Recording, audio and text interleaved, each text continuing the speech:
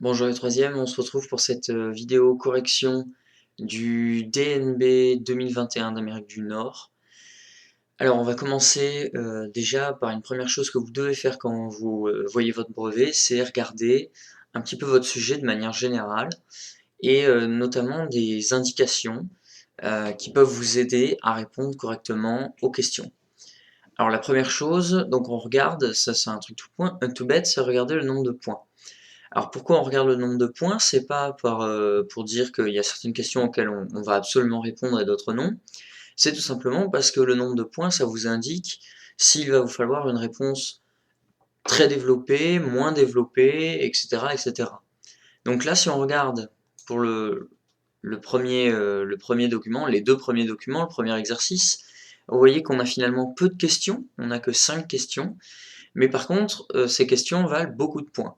Vous voyez que, en particulier, on a deux questions qui valent 6 points, donc celle-ci et celle-ci, ce qui nous montre que on a deux questions sur lesquelles il va falloir vraiment développer, la question 1 et la question 5.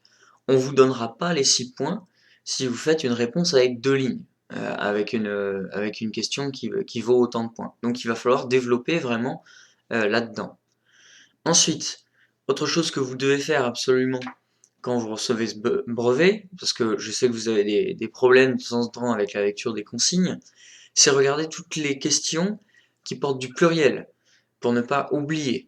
Là, par exemple, question 1, identifier les aménagements, pas l'aménagement, les aménagements. Donc ça veut dire qu'il va falloir donner plusieurs éléments de réponse. Ici aussi, par quelles activités économiques avec un S. Donc pareil, vous ne pouvez pas vous contenter de dire l'activité économique. La question veut bien que vous cibliez plusieurs activités économiques dans la région. Ensuite, dernière petite chose à regarder, quel document on vous indique. On part du principe qu'évidemment vous avez vu les documents 1 et 2 en même temps. Donc s'il y a des éléments du document 2 sur cette partie-là du document 1, bon, ça sera à peu près logique. Mais vous ne pouvez pas répondre à une question qui vous demande de regarder absolument le document 1 en ne donnant des indications que du document 2. Et c'est la même chose ici. Pour le document 2, vous ne pouvez pas donner que des trucs du document 1. Et là, quand on vous demande document 1 et 2, on vous demande de regarder les deux documents. Et donc de donner des éléments de réponse qui se trouvent dans les deux documents. Donc faites attention à ça. Ça, c'est les petits trucs qui vont pouvoir vous aider. Ensuite, si on regarde les documents, donc vous remarquez qu'on a un document texte, qu'on a ici une photographie de paysage. C'est finalement, ça a été un sujet assez classique finalement pour le brevet. Et ici, vous avez sur la photographie des indications A, B, C, D, 1 et 2. On vous met ces indications, ça n'est pas pour faire joli. Ça veut dire qu'on veut que vous les utilisiez. Donc si vous ne les utilisez pas, ça veut dire qu'il vous manque quelque chose. Peut-être que vous pouvez le mettre quelque part. Euh, donc voilà, réfléchissez bien. Si en plus on vous détaille les indications, donc on veut vraiment que vous les utilisiez, que vous regardiez ça avec précision, que vous les utilisiez. Ensuite pour l'exercice 2, donc vous remarquez qu'on a le développement construit d'une vingtaine de lignes, donc ça on verra ça un peu plus tard, et vous voyez qu'il est sur 14 points, donc c'est un exercice qui est quand même relativement important. Ensuite vous avez la frise chronologique, hein, les dates là c'était du bon vieux classique également, sur la Première Guerre mondiale. On vous demandait de remplir la frise chronologique, mais également de remplir ici deux dates, le début du génocide arménien et le traité de Versailles, qui sont indiqués par des étoiles ici. Enfin, un dernier exercice sur de l'EMC. Alors l'EMC, ça peut parfois être un peu aléatoire, donc comme vous le savez certainement, vous avez très certainement pas étudié le mal logement ou la loi Elan, etc. Mais voilà, le but de l'EMC, c'est de mobiliser vos connaissances du cycle de MC, vos compétences plutôt du cycle de MC, savoir raisonner en citoyen et réfléchir en citoyen. Donc, vous n'avez pas forcément besoin de connaître des choses sur le mal logement pour pouvoir répondre à ces questions. Pareil, là, ici, pour ce document, vous voyez qu'on n'a que 5 questions. Bon, là, l'exercice est sur 10 points. 5 questions, 10 points. Si vous faites les calculs, vous savez à peu près combien de points on va mettre par question. Sachant qu'on vous a pas indiqué non plus le nombre de points par question. Là, pareil, hein, même remarque. On vous marque document 1, document 2, document 1 et 2. On veut bien que vous réfléchissiez en fonction des documents qui sont inscrits ici. Alors, on démarre avec la première question. Identifier les aménagements et expliquer en quoi ils sont nécessaires au fonctionnement de l'usine Nexan. Donc là, il fallait regarder le document 1. Alors, il faut bien faire attention, ici, vous êtes l'espace que vous étudiez, c'est pas juste l'usine Nexan, c'est Autun en Saône-et-Loire. Un espace productif marqué par des évolutions. Mais évidemment, la partie de Autun qui est mise en avant, c'est bien sûr l'usine que vous retrouvez ici au premier plan et qui mange plus de la moitié de la photographie. Alors ici, eh bien déjà, première chose à mettre en avant, évidemment, pour l'usine Nexan, c'est l'usine en elle-même. C'est celle que vous trouvez ici, c'est l'espace de production, donc il va falloir absolument mettre l'usine. Ensuite, vous trouvez ici la zone de stockage, donc qui est là. Donc là, vous pouvez imaginer que c'est une zone de stockage de marchandises qui sert à faire venir les marchandises de l'extérieur, mais aussi à les faire repartir vers l'extérieur. Et enfin, vous avez les deux infrastructures qui sont présentes ici, la route et la voie ferrée. Les infrastructures sont absolument nécessaires pour le bon fonctionnement des espaces productifs, notamment des usines, des choses comme cela. Donc pour la route, ça va servir au transport par camion de marchandises, et pour la voie ferrée, ça va être par train. Pour la route aussi, on peut donner une autre utilité à cette route, c'est tout simplement la possibilité pour les travailleurs de se rendre sur leur lieu de travail. On peut imaginer que cette route a été créée, ou en tout cas l'usine a été créée à proximité de la route, pour permettre aussi aux travailleurs de se rendre facilement de leur ville jusqu'à l'usine Nexan. Donc pour la correction, je vous propose cette réponse. Les aménagements nécessaires à l'usine Nexan sont en premier lieu l'usine. Donc ça, si vous voulez faire un peu plus précis, montrer au correcteur que vous avez vraiment regardé avec le détail, n'hésitez pas à marquer entre parenthèses A, D, donc voilà les zones que vous avez étudiées pour montrer voilà je sais, je connais, je montre bien précisément. L'usine donc sert à la fabrication des marchandises produites par Nexan, produites d'ailleurs, par Nexan. Ensuite, on peut voir une zone de stockage, donc le D. Cette zone sert à stocker les marchandises produites afin de les transporter à l'extérieur d'Autun et les vendre, mais également recevoir les matières premières et autres matériaux nécessaires pour la production dans l'usine. On remarque également une route et une voie ferrée. Ces infrastructures sont nécessaires pour le transport des marchandises. On peut aussi penser qu'elles permettent aux travailleurs de l'usine de se rendre sur leur lieu de travail. Pour ce genre d'exercice-là, vous pouvez utiliser une méthode très simple qui est description, explication. Description, qu'est-ce que je vois, qu'est-ce que c'est. Donc description, je vois une usine. Explication, elle sert à fabriquer des marchandises. Je vois une zone de stockage, description, explication, elle sert à stocker les marchandises, recevoir des marchandises. Donc voilà, utilisez cette méthode, ça vous permettra d'être carré, ça vous permettra aussi de ne rien oublier, c'est-à-dire là, vous voyez que la réponse est très ordonnée, très carrée. Le A d'abord, l'usine d'abord, la zone de stockage ensuite, la route et la voie ferrée à la fin. Comme ça vous permet de rien oublier. Donc description, explication, description, explication. Ça, c'est une méthode qui est assez simple et qui fonctionne. Ensuite, par quelles activités économiques cet espace est-il valorisé aujourd'hui? Alors pour cette question, vous avez remarqué, donc, on a cette quelle activité économique au pluriel, et on a également un indicateur temporel aujourd'hui. Donc ça veut dire qu'il va bien falloir faire attention aux activités qui ne sont plus présentes aujourd'hui. Donc si on revient sur le document 1, les activités anciennes, c'est le terril, ici, l'activité ancienne c'est le terril, vestige d'une ancienne mine de charbon. Donc vous pouvez tout à fait indiquer dans votre dans votre réponse qu'il il y a eu au passé une mine de charbon, une activité minière, mais ce qu'on vous demande bien, c'est les activités présentes aujourd'hui, donc celle-ci, on n'en fait plus partie.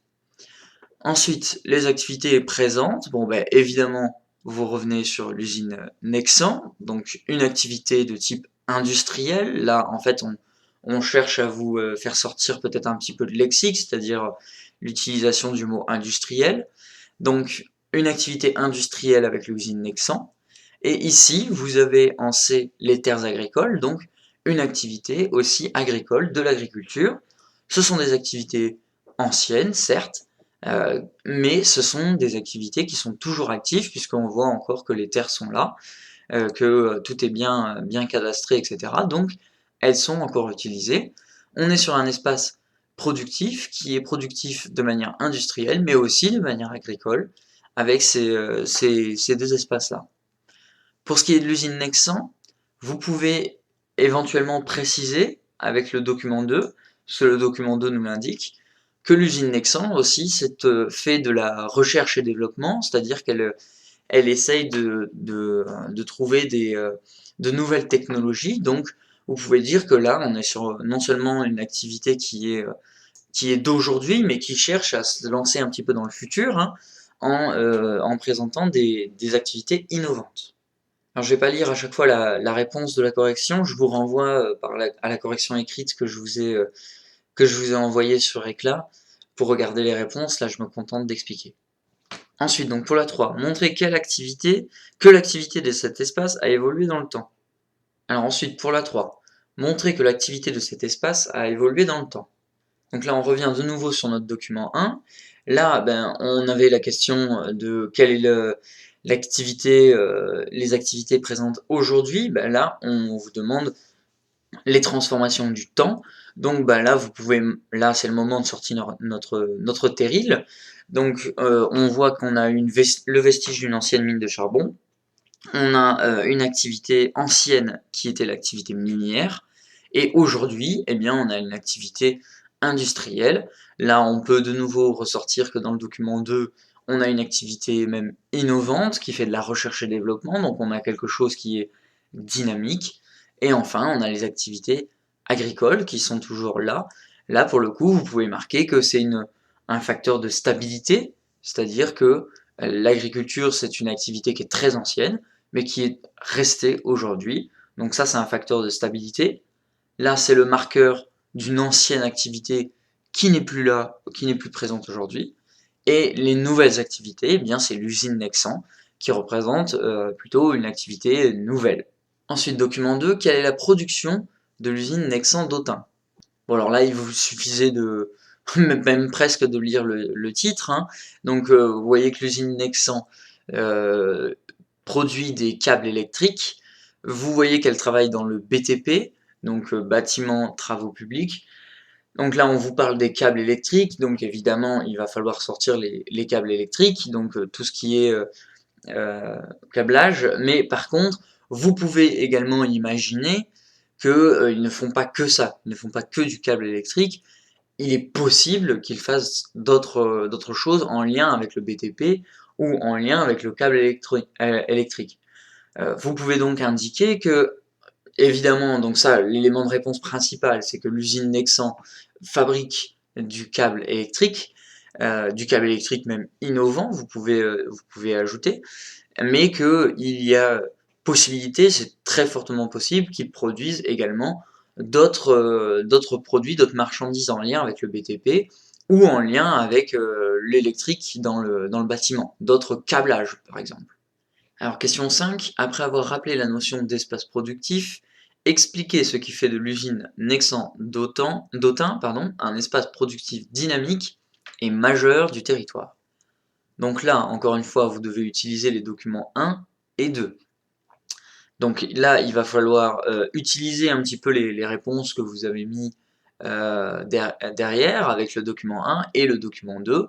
Ça va vous permettre de répondre plus facilement à cette dernière question. Vous voyez que la question donc, est sur 6 points, ce qui veut dire qu'il va falloir faire au moins un petit paragraphe, quoi. Il va falloir développer sa réponse. Donc, On vous rappelle aussi que, on vous dit d'ailleurs qu'il va falloir rappeler la notion d'espace productif. Vous n'avez pas besoin d'une définition stricte au sensu, mais l'important c'est d'avoir l'idée principale. Alors un espace productif c'est quoi? C'est un espace sur lequel on cherche à produire le plus possible, le plus efficacement possible, et surtout, vous êtes en géographie, alors ça c'est quelque chose de primordial, c'est un espace qui est aménagé, un espace qui a été touché, transformé par l'homme pour pouvoir produire. On aménage un espace pour le transformer en espace productif. Ici, l'aménagement, vous le voyez très bien, notamment avec l'usine Nexan, puisque ben, vous avez une concentration d'activités au même endroit pour pouvoir avoir une activité qui est pratique, qui est utile. L'usine se trouve à côté de la route des voies ferrées, la zone de stockage juste à côté de l'usine. Tout est très très concentré. On a mis tout en même endroit. On voit qu'il y a un parking également pour les travailleurs. Bref, vous avez un espace là qui est réfléchi. On n'a pas mis une usine là, une zone de stockage par là, comme ça au hasard. On a vraiment réfléchi, aménagé le territoire. Donc ça c'est une notion clé, cette notion d'aménagement. Et l'autre notion clé qu'on attend de voir, bah, c'est évidemment que c'est un espace qui cherche à être productif de manière économique. On cherche à produire le plus possible, donc c'est la productivité économique qui nous intéresse. Ensuite, pour montrer que l'usine Nexan est un espace productif majeur, puisque là on vous demande de regarder seulement l'usine, pour le coup, eh bien, vous pouvez rappeler donc qu'on a un espace qui est aménagé, qui est fortement concentré, avec l'usine ici, la zone de stockage, les routes, les voies ferrées, etc. Vous pouvez également rappeler que on a une entreprise qui est dynamique puisqu'elle cherche à faire de l'innovation. Donc ça, c'est un facteur de dynamisme. Et enfin, là, vous avez dans le texte marqué que c'est une multinationale française, donc déjà, multinationale, ça veut dire qu'on est sur une entreprise qui est présente partout dans le monde, donc c'est forcément une entreprise qui est plutôt dynamique, et qui, on nous explique qu'elle devrait permettre à la multinationale française de rester leader sur le marché, donc on vous explique que c'est un leader du marché face à des concurrents tels que les Espagnols ou les Italiens. Donc on vous explique également que l'usine Nexan est l'une des meilleures au monde, et parmi les meilleures au monde. Donc pour cette question, vous voyez que j'ai développé un peu plus que les autres réponses, à l'exception de la question 1, qui était également sur 6 points. Donc vous voyez la différence de développement. Donc pour la question 5, un espace productif, c'est un espace économique aménagé dans le but d'avoir la productivité la plus élevée possible.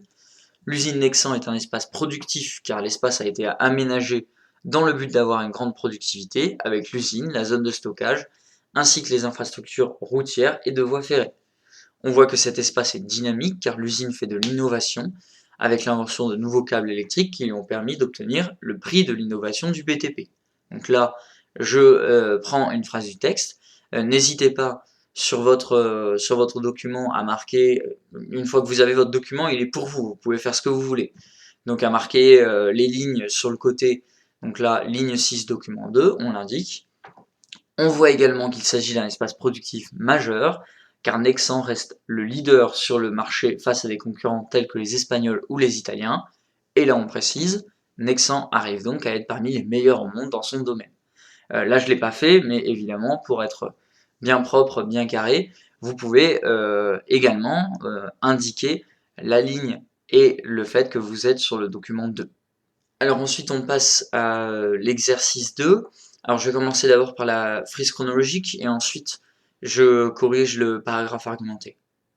Alors pour la frise chronologique, donc vous voyez ici, bon là c'était du par cœur, hein. En août 14, l'invasion de l'Allemagne, le début de la Première Guerre mondiale. Alors moi j'ai mis directement par souci de simplicité, je les ai mis sous les étoiles, vous évidemment vous les mettriez sur les pointillés.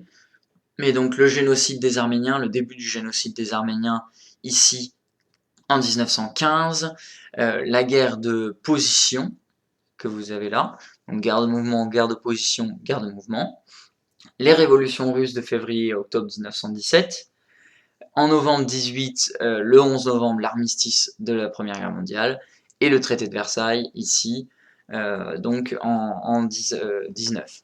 Alors ensuite, on passe à la correction du paragraphe argumenté. Donc déjà, première chose que vous devez faire, vous, sur votre feuille de brouillon, comme je vous l'ai déjà dit, vous prenez le sujet, vous prenez le sujet, vous l'écrivez sur votre feuille de brouillon et vous cherchez les mots-clés. On cherche les mots-clés en se posant toujours les mêmes questions: qui, quand, où, quoi, et également comment. Donc là, j'ai mis le comment de côté puisque je l'ai mis un peu avec le quoi, et le comment, bah en fait, vous l'avez ici un peu plus bas. Alors, donc le sujet, il est ici: les souffrances subies par les populations civiles victimes de violences pendant la Première Guerre mondiale. Donc encore une fois, c'est un sujet assez classique, les violences des civils, les violences des militaires, voilà, ça c'est des sujets qui sont assez classiques avec la Première Guerre mondiale. Alors déjà, on repère le qui, donc évidemment ce sont les populations civiles, ce qui signifie que vous n'allez pas parler des militaires. Les militaires sont hors sujet, vous ne parlez pas des poilus, vous n'en parlez pas. Deuxième chose, le quand, c'est bien la Première Guerre mondiale. De nouveau, pas de confusion avec la Deuxième Guerre mondiale. Ne me parlez pas dans un tel paragraphe argumenté, ne me parlez pas de Hitler, des nazis, des Einsatzgruppen ou de toute autre violence qui sont spécifiques à la Deuxième Guerre mondiale. C'est la Première Guerre mondiale qui nous intéresse, donc pas de confusion, on ne se trompe pas. Alors où? Donc là, c'est le moment de rappeler la Triple Alliance et la Triple Entente. Donc Triple Alliance, qu'on appelle aussi Triplice, donc Allemagne, Italie, Autriche, Hongrie, et la Triple Entente, France, Royaume-Uni, Russie. Je vous indique évidemment que pour ce sujet, ce sera utile de rappeler que l'Empire ottoman sera du côté de la Triplice. Pourquoi? Parce qu'on va en parler de l'Empire ottoman, parce qu'il nous fournit l'un des plus grands exemples de violence envers les civils pendant la Première Guerre mondiale, qui est le génocide des Arméniens. Ensuite, le quoi? Eh bien là, c'est la souffrance, les victimes, la violence. Donc le mot-clé, bien sûr, c'est violence. Et d'ailleurs, je dis la violence, ce sont les violences. Vous voyez on a un S. On a le mot de victime aussi qui nous indique que les civils subissent la situation et qu'ils ne peuvent pas faire grand-chose. D'ailleurs, on vous le dit, hein, les souffrances subies. Donc ça veut dire que va falloir peut-être un petit peu insister là-dessus, sur le fait que les civils sont vraiment des victimes, qu'elles ne peuvent pas se battre, elles ne peuvent rien faire contre ça. Ensuite, on cherche nos idées, donc là, vous commencez, j'espère, normalement que vous avez bien ça en tête, hein, on va chercher idée, lexique, exemple, et on va chercher autour de ce mot-clé de violence, quel type de violence on a, finalement, dans la Première Guerre mondiale. Alors je vous le dis tout de suite, là, sur cet exemple, c'est pas le paragraphe argumenté n'est pas exhaustif, c'est-à-dire qu'on aurait pu parler d'autres choses, d'autres types de violences physiques ou psychologiques, notamment, puisque c'est nos deux gros bouts. Par contre, le massacre, le génocide des Arméniens, celui-là, je pense que on sera beaucoup à l'attendre, parce que pour un exemple sur les violences commises sur les civils, c'est certainement la violence la plus forte qu'il y ait eu pendant cette Première Guerre mondiale. Donc celle-là, on va vraiment l'attendre. Donc, vous voyez qu'autour de la violence, on réfléchit autour de deux types de violences: les violences physiques, donc qui touchent directement le corps, et les violences psychologiques, donc là qui vont plutôt toucher l'esprit. Pour les violences physiques, donc une idée: les civils subissent le passage des armées, surtout dans les zones occupées. Donc là, les zones occupées sont évidemment les zones où les civils ont vraiment subi cette Première Guerre mondiale, les zones occupées ou également, vous pouvez noter, les zones frontalières, donc les zones qui ont été directement touchées par les combats. Ce sont les zones qui sont plutôt dans le nord de la France, évidemment en Alsace-Lorraine, et au niveau des violences physiques et psychologiques subies par les civils, vous pouvez utiliser notamment le cas du nord de la France et de la Belgique. Pourquoi? Parce qu'il y a eu des atrocités qui ont été commises en nombre dans cette partie là du monde, notamment par les armées allemandes. Alors tant pis, ça fera un peu rébarbatif, on va parler de nouveau on va parler deux fois des violences des armées allemandes, mais là vous avez un exemple qui fait un peu tout en fait, qui fait les violences physiques, les violences psychologiques. Ce sont les atrocités de guerre commises par les armées allemandes lorsqu'elles elles sont descendues vers le sud. Il y a aussi plus de violence envers les civils euh, du côté allemand contre les Français, les Belges, les alliés de la Triple Entente, pour une raison toute simple, c'est que ce sont les Allemands surtout qui ont plus avancé que les Français. Les Français ont plutôt reculé pendant cette guerre, et donc bah, logiquement, ce sont les Allemands qui gagnent du terrain, qui occupent des zones, et donc bah, logiquement, on a cette chose qui se fait que bah, les violences touchent plus les civils du côté de la Triple Entente. Donc là, on reprend l'idée lexique l'exemple. Donc la violence physique et psychologique ont un lien, évidemment. Donc vous pouvez parler de choses qui sont dans les violences physiques que vous retrouvez dans les violences psychologiques, mais il va falloir aussi vraiment découper, vraiment bien séparer les deux pour pas que votre correcteur pense que vous avez mis exactement la même chose et que vous avez juste changé le nom. Donc les civils subissent le passage des armées, surtout dans les zones occupées. Donc un mot de lexique qu'on pourrait utiliser, c'est l'occupation, donc le fait qu'une zone soit occupée par une armée du camp adverse. Et donc des exemples, ce sont des exécutions, du travail forcé dans les zones occupées, ça ce sont des violences physiques. Évidemment, le travail forcé se fait sous la menace, hein. C'est soit tu viens travailler, soit on te violente, on te frappe, voire on te tue si jamais tu n'obéis pas.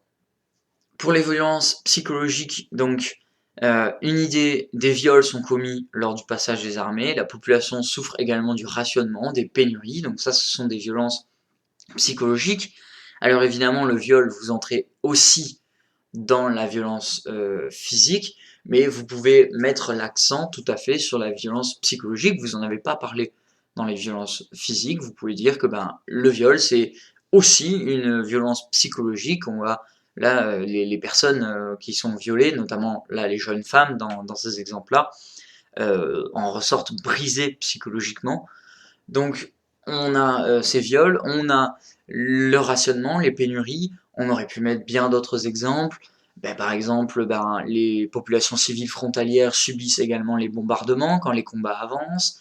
Il y a la peur aussi, la peur ben, de perdre un proche, puisque on a tous quelqu'un dans la famille qui est parti à la guerre, qui est parti au front, donc il y a cette peur-là. Et puis ben il y a le fait d'être terrorisé par les armées, le fait d'être terrorisé par la guerre en elle-même. Donc voilà, vous avez cette violence psychologique qui est subie par les civils. Et pour le rationnement et les pénuries, ben bien sûr, c'est la faim. Donc le rationnement, c'est le fait de limiter la distribution de biens. Évidemment, le premier bien qui va être touché, c'est la nourriture, c'est le plus important. Donc ça fait partie des violences psychologiques.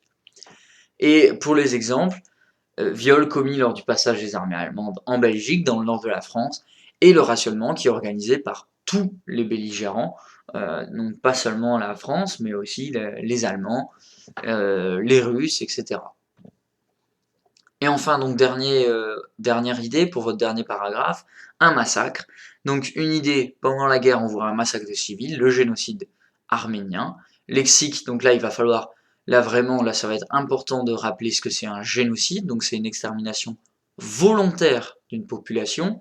Ça j'avais déjà insisté dessus en classe, mais vraiment l'aspect volontaire est important d'une population, d'un peuple. Et exemple, donc le génocide arménien qui commence en 1915, en plus ça tombe bien, vous avez la frise chronologique en dessous qui vous l'indique, donc qui touche entre 1,2 et 1,5 million de personnes. Là ça va être aussi important de rappeler des chiffres, pour pas dire que bah, ça touche une centaine de personnes.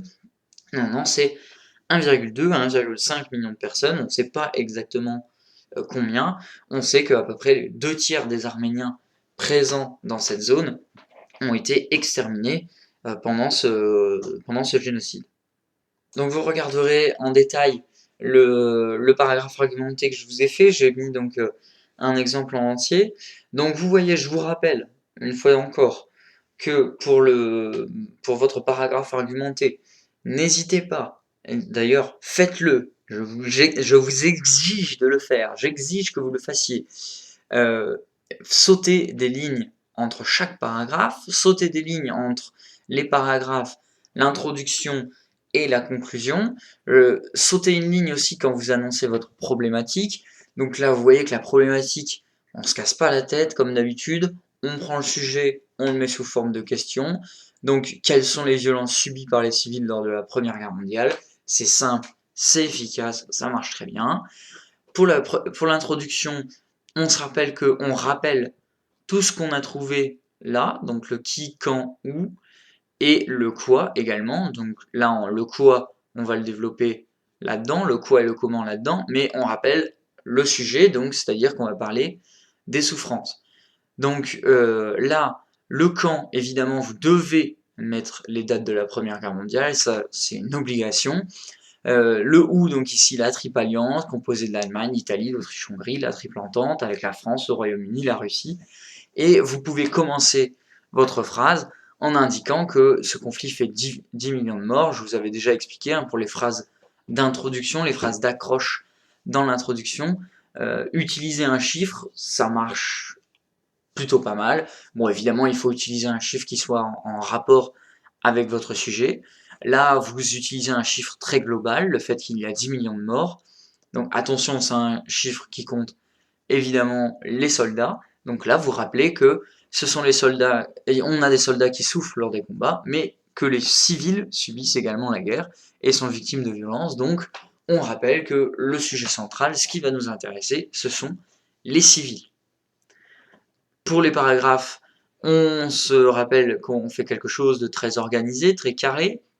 Donc là, à chaque fois, je rappelle l'idée. Ça me permet à mon correcteur de comprendre tout de suite de quoi vous allez parler. Donc première phrase, l'idée. Les civils subissent d'abord des violences physiques. Là, les civils subissent également des violences psychologiques. Enfin, les civils subissent également un massacre. Vous réutilisez le mot de subir qui est dans votre sujet et vous utilisez également le mot de violence donc pour montrer que vous avez bien compris de quoi vous parlez. Et le correcteur là normalement il voit très bien que là vous allez parler de la violence physique, de la violence psychologique, du massacre. Donc il voit que vous avez bien organisé votre propos, vos arguments, que vous avez bien réfléchi à tout ce qu'il faut. Ensuite, donc là, vous expliquez lors du passage des armées, mais aussi dans les zones occupées par les armées adverses, les civils sont confrontés à la brutalité des soldats. Par exemple, donc là, je finis avec mon exemple, dans le nord de la France et en Belgique, des soldats allemands ont exécuté des civils et forcé les hommes à travailler pour eux en les menaçant directement. Donc voilà, on fait ça de manière très carrée, idée, lexique s'il y a besoin de l'expliquer, et exemple. Donc là, à la fin, pour le lexique ici, là c'est important vraiment de le rappeler. Donc les civils subissent également un massacre. L'Empire ottoman, alors allié de la Triple Alliance, profite de la guerre pour cacher le génocide des Arméniens. Le gouvernement va déporter et exterminer volontairement entre 1,2 et 1,5 million de civils arméniens, car ces derniers sont accusés d'aider les Russes. J'aurais pu d'ailleurs rajouter les Russes ennemis de la Triple Alliance, pour être un peu plus précis. Et donc en conclusion, et ça aussi ça va vous aider, c'est pour ça que je vous dis de mettre votre idée en première phrase, en conclusion, vous pouvez tout à fait reprendre les premières phrases de chaque paragraphe pour bâtir le corps de votre conclusion. Donc pour conclure, la Première Guerre mondiale est une guerre où les civils subissent des violences physiques, psychologiques, ainsi qu'un massacre, le génocide des Arméniens.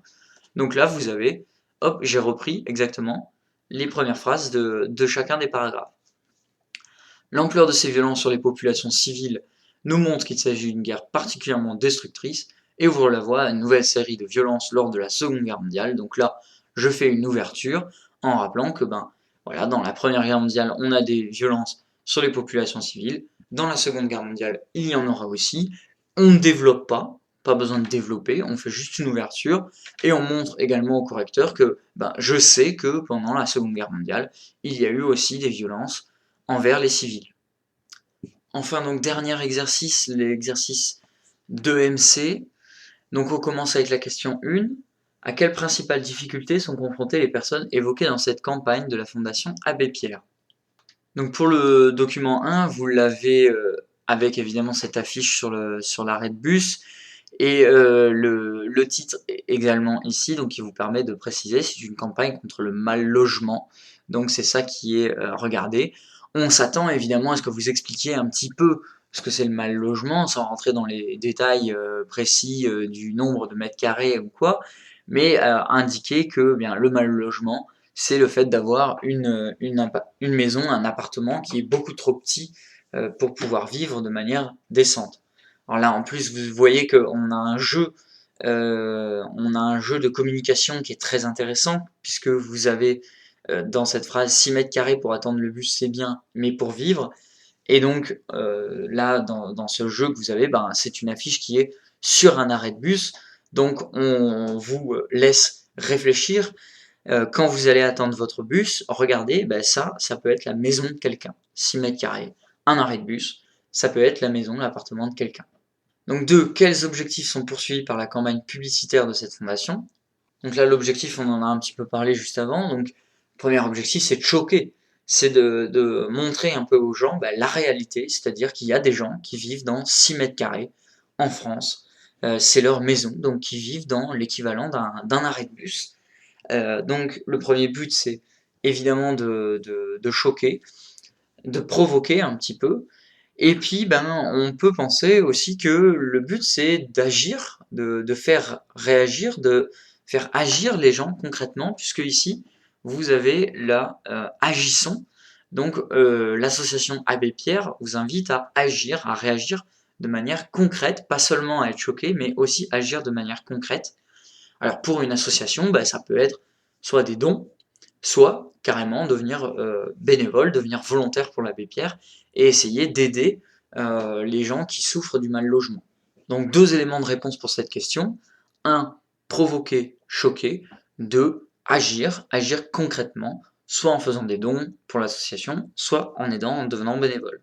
Ensuite, document 2, quelle pratique la loi Elan condamne-t-elle?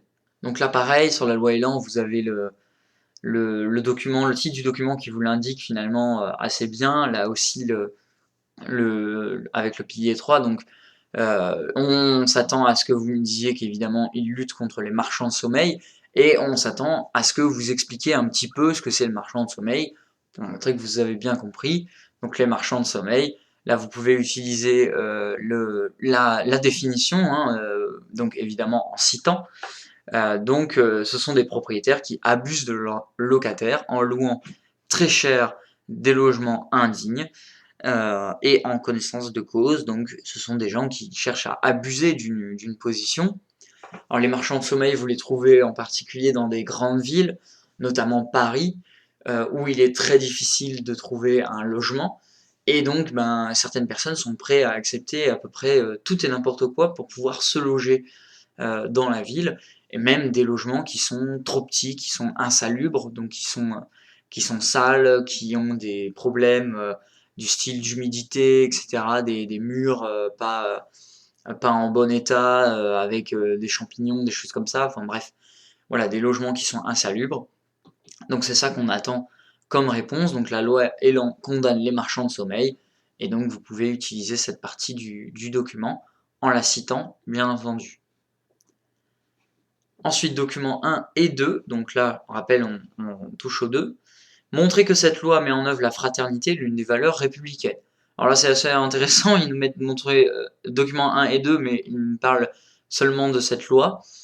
Bon, alors, cette loi, elle met en œuvre la fraternité, puisque ben, elle cherche à faire en sorte que vous soyez respectueux de vos concitoyens. Elle oblige même, en fait, les propriétaires à traiter tous les citoyens avec respect, à les traiter comme des égaux. Donc ça fait partie de la fraternité. Donc ça fait partie des valeurs républicaines. Respecter son prochain un petit peu comme soi-même. À partir de cet exemple, expliquez à un camarade à quoi sert la loi dans une démocratie. Alors là, on vous demande à quoi sert la loi de manière générale. Pas vraiment la loi Elan, mais vraiment la loi, de manière très très générale. Pour cette dernière réponse, on s'attend à un petit paragraphe.